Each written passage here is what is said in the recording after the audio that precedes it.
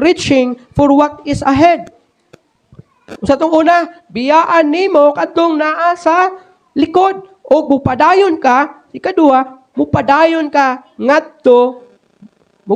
sa pagkabot ngadto sa unahan. In Proverbs chapter 4, verse 25 to 27. Itong basahon. Panultihon, Kapitulo 4, versikulo 25, ngadto na sa 27. Kanang ubang chapter dra or books, pwede rin nyo basahon na sa balay. Okay, para di malangan. Ang Proverbs chapter 4, 25 to 27, nag-ingon, itutok ang imong mga mata ngadto sa unahan, o ang imong pagtutok sa lahos sa atubangan nimo. Pagmatngon sa agianan sa imong mga tiil, o ang tanan nimong mga dalan, malig-on. Ayaw pagliko ngadto sa tuo o ngadto sa wala. Ilikay ang imong tiil gikan sa dautan. Can you imagine? Sabi ninyo, ang tao nga nagsulti ni ini, mao ang hilabihan kamaalamon nga hari na mao si King Solomon. Nganong ingon ini man iyang gisulti? Nganong mauman ang iyahang nga pahimangno? Tungod kay adunay kaayuhan. Kung ikaw mamati sa mao nga tambag, matud pa niya, itutok ang imong mga mata ngadto sa unahan. Ug ang imong pagtutok lahos sa atubangan nimo. Buot pasabot niya, kung mulantaw ka ngadto sa unahan, for example, kining pader nga imong nakita, kinahanglan nga ang imong mga mata mulapos ni ana. Posible ba? O dili?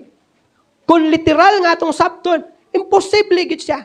Pero buot na kung ipasabot, kanang padira, mao na ang imuhang failures, mao na ang imong kapakyasan, mao na ang mga regrets nimo, mao na ang imong guilt.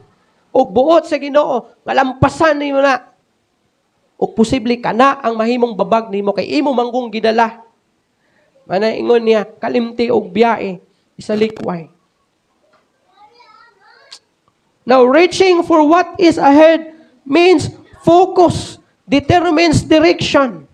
Kinahanglan mag-focus ka sa direction nga imuhang pagasubayon. Ayaw, sige lingi-lingi. Kung magdagan ka, kung sige kaglingi, posible mapandol ka. Kung magdaro ka, kung nakasulay nakagdaro, kung nakakita kag magdadaro. Kung ang farmer nga naggunit sa daro, o wala siya nagatimon sa iyang kabaw.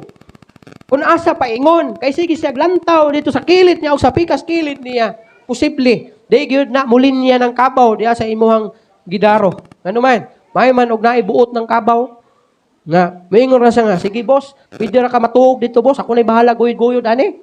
Di gyud dinana. Kinahanglan gyud nimong giyahan kay ang daro manggon, pag iana nimo ang daro, musimang og dalan, mura sa sakyanan ba? Mag-drive ka gyapon. Kaya ang iyaha manggong pangdaro ana, mura siya ana design ba? Para mukubkub sa yuta, mubungkal sa yuta. So kinahanglan nimo ana-anaon tong iyahang handle niya. So kinahanglan mag-focus ka. Ayaw pa disturbo. Ayaw sige hapit-hapit. Ayaw sige lantaw ana mga butang na mo'y hinungdan nga di ka makaabot ngadto sa unahan. Kay kung sikag lantaw, sikag hapit, na, digid ka kaabot, dito sa unahan. O kung makaabot man ka, dili mao ang imong naabtan. Mura kag katong bata nga gisugo o palit o ginamos. Ha? Samtang naglakaw siya, naglantaw siya sa nagdula o kuan, hapit siya kay nagdula o kanang kasing.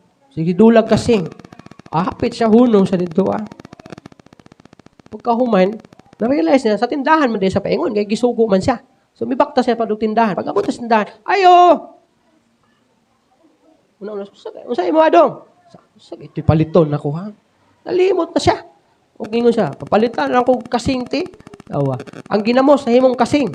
Di ibunalan siyang mama pag uli. Kay, pag ingon nga, asa naman ginamos?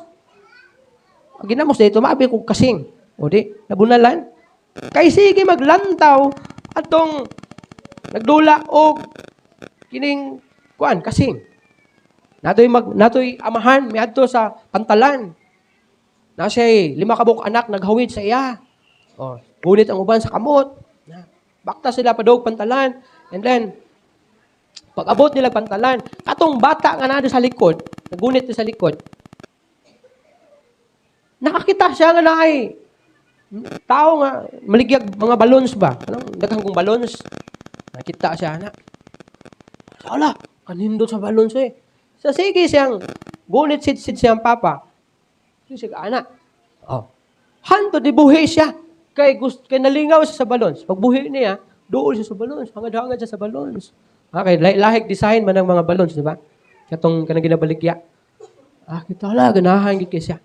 Then, sakay ng papa, mga igsuon, ito sa barko. Pagtuo sa amahan, nga naang yung mga anak kumplito.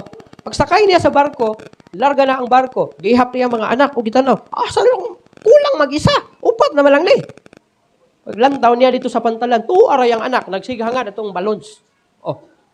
Nga naman, wala nakaabot, wala nakasakay sa barko, kay nalingaw sa balons.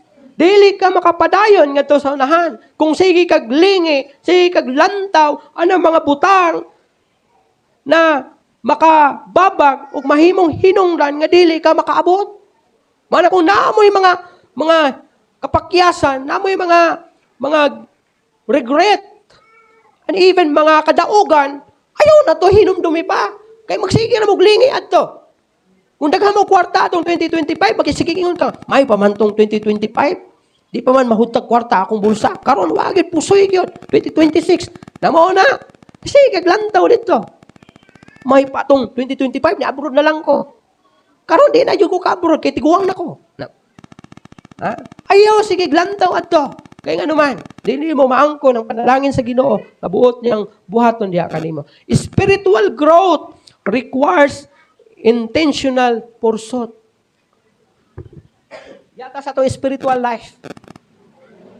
Ayaw lantaw, atong niagin tuig, amuingon ka, nga, wako kaalagad sa Ginoo atong 2025, pero di na siguro ko kapadayon, kay ulaw na magpadayon karon sa pag-alagad sa Ginoo, maulaw ko sa Ginoo, maulaw ko ni pastor. Uy, suon, ayaw ka ulaw na ko, oy. Ano man? Kaya ang Ginoo nagpaabot nimo.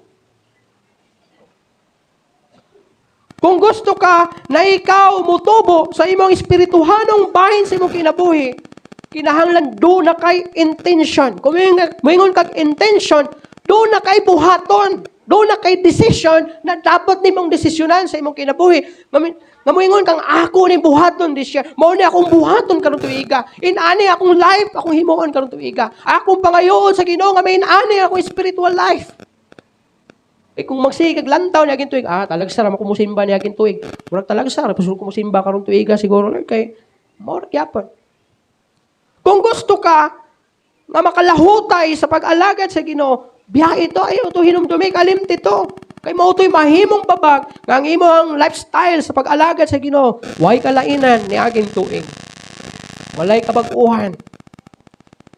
Kinahanglan aduna kay intention sa pagbukod, pag-apas sa gitinguha nimo nga kausaban diya sa imong espirituhanong bahin sa imong kinabuhi. Heaven-focused believers live purpose-driven lives. Ang usa ka tinuod nga magtotoo, mahibaluan niya ug masabtan niya unsa ang kinabuhi nga adunay purpose. O kana nga purpose, mao nay mo drive kanimo, mao nay mo dala kanimo, mutulak kanimo diha sa pagkamainiton sa pag-alagad sa Ginoo. Ang usa ka athlete, ang usa ka atleta kung magisigi siya dagan padulong ngadto sa unahan, mahimo gayod na maangkon niya ang kadaugan.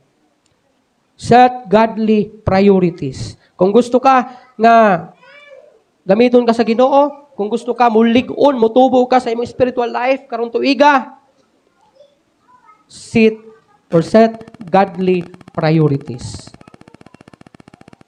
I-plaster imong priority, godly na mga prioridad sa imong kinabuhi. Planuha, plastara daan. Kung kaniadto kay, depende lang ani Lord kung naay panahon. Nga makasimba, makaalagad, simba, pero wala po. Kana nga mentalidad, wala nimo na set ang prioridad nimo. Dapat magpahimutang ka o magplastar ka, maghimo ka og plano sa pag-set up sa imuhang priority. Dili unta nga mulabaw pa ang imuhang labhunon, mulabaw pa ang imuhang mga kalihukan, except lang kung nanarbaho ka og di nimo malikayan nga naa gyud trabaho, nga apil gyud sa imong obligasyon. Pero kung wala man lang kay ginahimo sa imong kinabuhi, naa man kay time. Wala ginahimo. Naa kay trabaho pero naa kay time sa pag-alagad sa Ginoo. Pero wa nimo gi-set up ang imuhang priority, kana ang problema. Na kay tayo makasimba og Sunday, pero tungod kay dugay man ka matulog, di ka kasimba. Ano na yung problema? Balo ka Domingo ugma. Sige ra kag email hando alas 2, alas 3 pag tulog nimo matag alas 9.